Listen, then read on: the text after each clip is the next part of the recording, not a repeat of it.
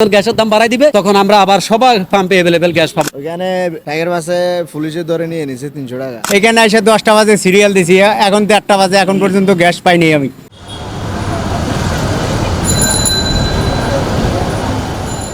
চট্টগ্রাম নগরীতে গত কয়েকদিন ধরে তীব্র আকার ধারণ করেছে গ্যাস সংকট। এর সরাসরি প্রভাব পড়েছে সিএনজি চালিত পরিবহন খাতে। নগরের বিভিন্ন সিএনজি ফিলিং স্টেশনে গ্যাস নেওয়ার জন্য শত শত অটোরিকশা ও অন্যান্য সিএনজি চালিত যানবাহনের দীর্ঘ সারি দেখা গেছে।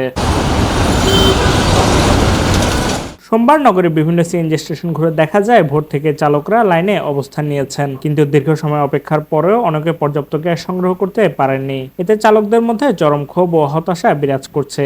সরেজমিনে দেখা যায় দীর্ঘ অপেক্ষায় ক্লান্ত হয়ে অনেক চালক গাড়ির ভেতরে ঘুমিয়ে পড়েছেন, কেউ আবার স্টেশনের পাশে বসে অলস সময় পার করছেন। গ্যাসের অপেক্ষায় ঘন্টার পর ঘন্টা বসে থাকায় অনেক চালক দৈনিক আয় থেকেও বঞ্চিত হচ্ছেন। এখন বেলা প্রায় 12টা 1টার মতো হয়ে গেছে। আমরা লাইন ধরে এখানে অলরেডি নজলের গোড়ায় আসছি। আপনি আমার গাড়িটা দেখতেছে নজলের গোড়ায়। এখন আসার পরে ওরা বলতেছে লাইনে গ্যাস নাই। এই লাইনের গ্যাসের সংকটটা আপনারা যদি লক্ষ্য করেন, কিছুদিন আগে বাংলাদেশের একই প্রেক্ষাপটে কিন্তু তেলেরও এইরকম একটা ক্রাইসিস মুভমেন্ট আমরা দেখেছি। হ্যাঁ, কিছুদিন পরে যখন তেলের দামটা বাড়ায় তখন এই ক্রাইসিস মুভমেন্টটা আমরা আর ফিল করি নাই। তাহলে এরা যদি 4, 5, 6 ঘন্টা পাম্পে দাঁড়ায়, তাহলে তাদের ইনকাম সোর্সটা কোথায়, তাদের জমাটা কোথায়, তাদের বেলা শেষে পরিবার পরিজনের জন্য তারা কি নিয়ে যাবে? বাংলাদেশ সরকার বলে আমরা দেশটাকে বেকার মুক্ত করতে চাই। তাহলে বেকার মুক্ত তারা সরকারি যে ক্রাইসিস মুভমেন্টের কারণে যারা কর্মরত আছে তাদেরকেও তো সরকারি বেকার করে দিচ্ছে। আমি সকালে আসছি, আসার পরে লাইনে ছিলাম। ওখানে টাইগার বাসে পুলিশে ধরে নিয়ে নিছে 300 টাকা। যে যাত্রী নিয়ে আসছে এদেরকে সিএনজি তুলে দিয়েছে 600 টাকা দিয়ে। এখন আমার এদিকেও গেছে, এদিকে গেছে, ভাড়া তো পাবো না, সবগুলা শেষ। চালকদের অভিযোগ, গ্যাস সংকটের কারণে তারা স্বাভাবিকভাবে পরিবহন চালাতে না পারলেও অনেক পরিবহন মালিক আগের মতো নির্ধারিত জমা বা ভাড়া আদায় করছেন। এতে তাদের আর্থিক চাপ আরো বেড়ে গিয়েছে। প্রত্যেকটা পাম্পে ঘুরে এখানে এসে 10টা বাজে সিরিয়াল দিছি, এখন তো 1টা বাজে, এখন পর্যন্ত গ্যাস পাইনি আমি। হাজার হাজার ড্রাইভার এরকম কষ্ট করতেছে, আজকে পুরো দিন ভোগান্তিতে যাইতেছে আমাদের। এখন পর্যন্ত আমরা কোনো গ্যাস পাইতেছি না, কোনো পাম্পে নাই। প্রত্যেকটা পাম্প বন্ধ করে বসে আছে। এই 8:30 থেকে 5টা পাম্পে গেছি, কোথাও পাই নাই।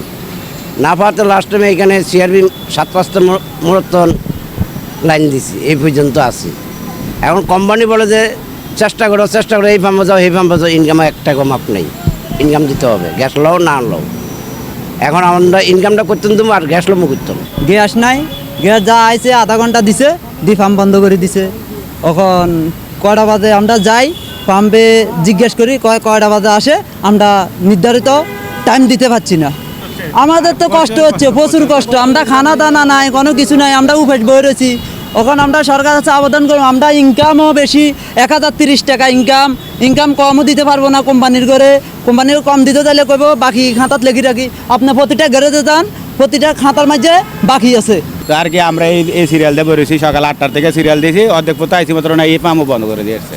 জ্বালানি খাত সংশ্লিষ্ট সূত্র জানায়, গত 21শে জুলাই এলএনজি টার্মিনালে অগ্নিকাণ্ডের ঘটনায় গ্যাস সরবরাহ ব্যবস্থায় বড় ধরনের বিঘ্ন সৃষ্টি হয়েছে। এর প্রভাবে জাতীয় গ্রিডে গ্যাস সরবরাহ উল্লেখযোগ্যভাবে কমে যায়। ফলে শিল্প কারখানা উৎপাদন ব্যাহত হওয়ার পাশাপাশি দেশের বিভিন্ন এলাকায় বিদ্যুৎ উৎপাদনেও প্রভাব পড়েছে। দেখা দিয়েছে লোডশেডিং, আর এর নেতিবাচক প্রভাব পড়েছে সামগ্রিক অর্থনীতিতে। এদিকে ক্ষতিগ্রস্ত এলএনজি টার্মিনাল কবে পুরোপুরি সচল হবে তা নিয়ে এখনো স্পষ্ট কোনো সময়সীমা জানানো হয়নি। ফলে গ্যাস সংকট আরো দীর্ঘায়িত হওয়ার আশঙ্কা করছেন সংশ্লিষ্টরা। Shafayet Morshed, news day 24।